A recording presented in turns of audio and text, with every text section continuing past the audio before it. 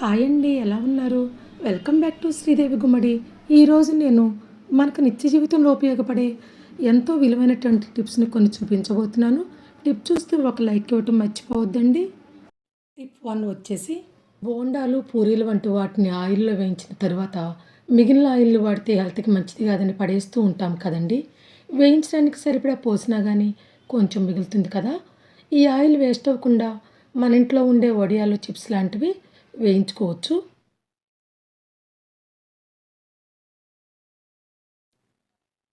మనకి కావలసినవి ఇలా వేయించుకున్న తర్వాత వీటిని ఏదైనా డబ్బాలో పోసుకుంటే పప్పు, సాంబార్, పులుసు కూరల్లో నంచుకోవచ్చండి.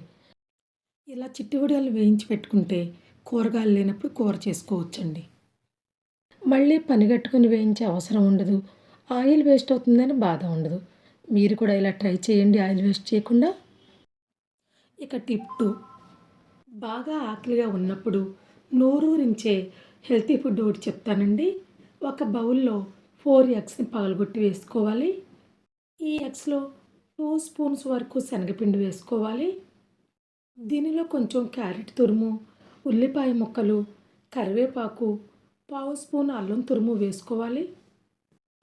అలాగే కట్ చేసిన 2 పచ్చిమిర్చి ముక్కలు, కొన్ని టమాటా ముక్కలు, కొంచెం జీలకర్ర పొడి, చిటికెడు పసుపు, ఇంకా సరిపడా ఉప్పు వేసుకొని మంచిగా కలుపుకోవాలి. క్యారెట్, టమాటా ఇష్టం లేకపోతే స్కిప్ చేయొచ్చండి. అలాగే కారం ఎక్కువ కావాలంటే కనుక కొంచెం కారం కూడా వేసుకోవచ్చండి. కలిపిన తర్వాత గుంటల మూకుడుకు ఆయిల్ అప్లై చేసి ఈ ఎగ్ మిశ్రమాన్ని వేసుకోవాలి. ఫ్లేమ్ని సిమ్లో పెట్టుకోవాలండి. ఒకవైపు కాలాక రెండో వైపుకి తిప్పుకోవాలి. గోల్డ్ కలర్ వచ్చిన తర్వాత తిప్పుకోవాలండి. రెండో వైపు కూడా కాలిన తర్వాత సర్వ్ చేసుకోవాలి. వీటిని వేడివేడిగా తింటే చాలా బాగుంటాయండి. మిగిలిన పిండిని కూడా ఇలాగే వేసుకోవాలండి. వేడివేడిగా ఫ్లఫీగా చాలా చాలా టేస్టీగా ఉంటాయండి.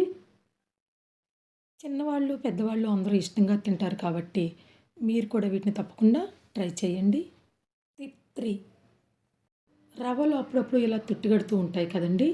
ఈ తుట్టుని ఏరటం కష్టం కదా. ఈ తుట్టు లోపల చిన్న చిన్న పురుగులు కూడా ఉంటాయి. ఇలా ఏరకుండా ఒక చిన్న టిప్ చెప్తాను. మన ఇంట్లో ఎలాంటి వడపోసుకునే స్ట్రైనర్ ఉంటుంది కదండి. దాంట్లో పోసి ఇలా జల్లిస్తే సెకన్లలో రవ్వ అంతా కిందికి దిగి పైన తుట్ట ఉండిపోతుంది. చూడండి, రవ్వలో ఒక్క తుట్టు కూడా లేదు. రవ్వ జల్లడి లేకపోయినా సరే ఇలా జల్లించుకోవచ్చండి.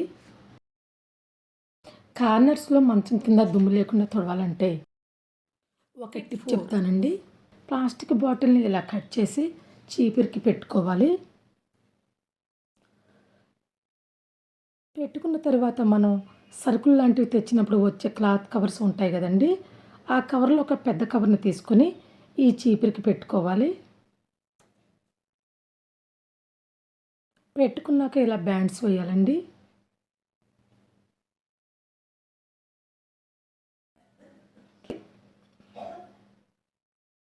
చీపిరి అసలు కదలకుండా ఉండాలంటే చివర ముడి వేసుకోవచ్చండి. ఇలా తయారు చేసుకున్న తర్వాత బౌల్లో కొంచెం వాటర్ పోసి 1 రూపీ షాంపూ ప్యాకెట్ ఒకటి కట్ చేసి వేసుకోవాలి.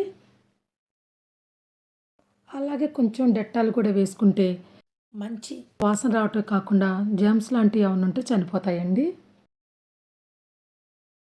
తర్వాత ఈ వాటర్ని స్ప్రే బాటిల్లో పోసి ఈ క్లాత్పై స్ప్రే చేసుకోవాలి. మీరు చేత్తో కూడా చల్లుకోవచ్చండి. ఇప్పుడు దీనితో చక్కగా మంచాల కింద తుడుచుకోవచ్చు.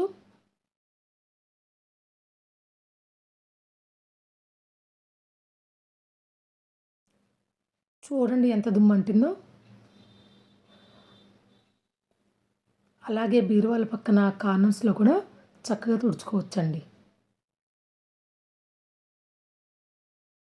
మురికంతా క్లాత్ కవర్కే అంటుతుంది కానీ అసలు చీపిరికి అంటదండి. చూడండి, ఇలా బాటిల్ తొడగటం వల్ల చీపిరికి కొంచెం కూడా తడి అవ్వలేదు. ఇప్పుడు ఈ క్లాత్ని డస్ట్బిన్లో పడేస్తే సరిపోతుంది, ఉతకనవసరం లేదు. మిగిలిన ఈ పాటిని మనం పప్పులు, రవ్వలు లాంటివి బాటిల్లో పోసేటప్పుడు దీన్ని ఇలా పెట్టిపోస్తే అసలు కింద పడవండి. పోయడం అయ్యాక దీన్ని దాచిపెట్టుకుంటే మళ్ళీ అవసరమైనప్పుడు వాడుకోవచ్చనమాట. నేను చూపించిన ఈ టిప్స్ మీకు నచ్చితే కనుక ఒక లైక్ ఇచ్చి నా ఛానల్ని సబ్స్క్రైబ్ చేసుకోండి. Thanks for watching. Please like, share and subscribe.